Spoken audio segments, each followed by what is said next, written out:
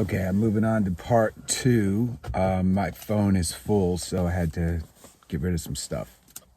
So back to the idea of how do we bring people that are emotionally based, miracle side of God, with the people who are very logical, doctrine based believers. How do we break that divide? And I've said that it's going to be a great, all-inspiring type event. And so we're waiting for this. We're waiting patiently for this because the Bible says that he acts, God, for those who wait for him. If you wait, you're going to mount up on wings like eagles. You will not grow weary. It's a gift from God to learn how to wait. So the things that God has shown me is that what divides us is our training. If you went to a certain college or you went to a certain seminary, you're responsible to be true to that teaching.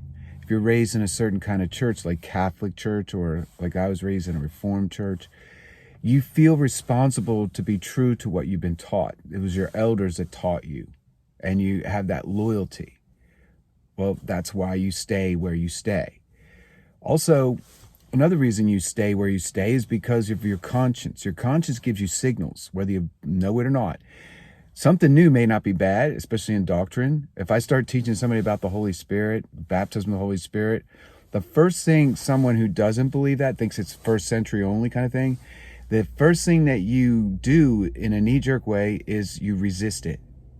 But maybe you need to look again at it. Maybe you need to look at the scriptures. But God has to get you to a place where you are wanting to do that. The only way that happens is you get in a place of desperation. That's what happened with me. The next thing is the fear of change.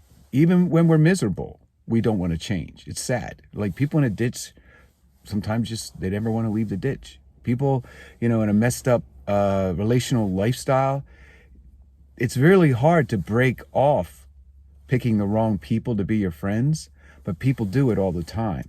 It's because they're used to it. They're used to the quagmire of terrible relationships. So that holds you back. New ideas. Natural thing on a new idea is to resist it.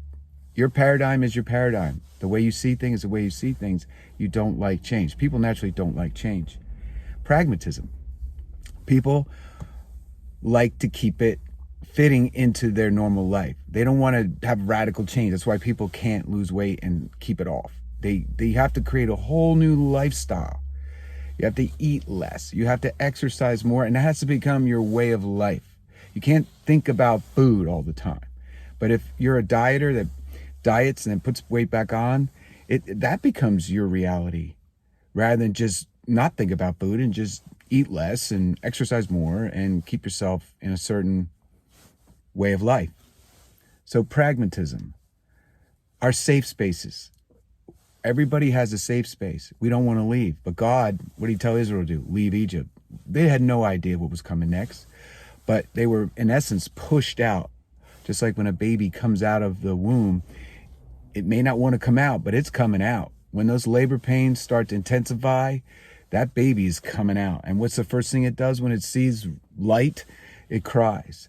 So we like our safe spaces. We like to stay in our comfort areas. So we don't like to come out. Continuity. We want to have a stream of continuity. We want to be able to link everything together. And that's just, God doesn't care about continuity. Pride. The last thing I'm going to talk about here is pride. So in order for us to get unified, we need to get rid of these things. I don't know how you do it, but I think God's going to bring a shock and awe event to the world. And I hope that me doing these videos for the handful of people that listen to them start to prepare your mind to change, because the world's going to change. A lot of things are going to change. So you're going to have no choice but to change. So let's just be strong in the Lord and the power of his might. Let's put the actual armor of God on. Let's understand what each piece of armor does. Let's take the time to study the scriptures. Let's take the time to intercede and pray for ourselves, that our hearts would be right before the Lord, that our house would be right before the Lord, our neighborhood would be right before the Lord. And then let's pray for the country. Let's pray for our leaders that God will expose their evil and put in a whole new government. That's what we're believing for right now.